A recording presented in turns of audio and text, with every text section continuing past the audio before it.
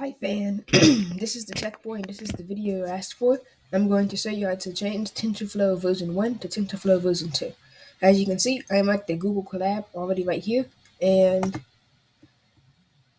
when you press play,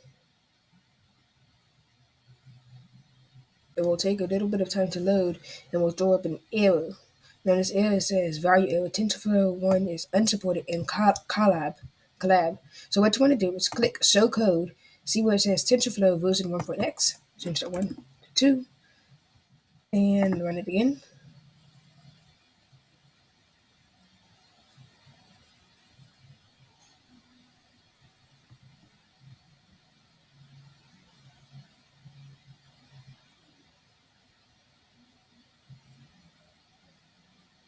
And now you see the collab, the collab file starting to run.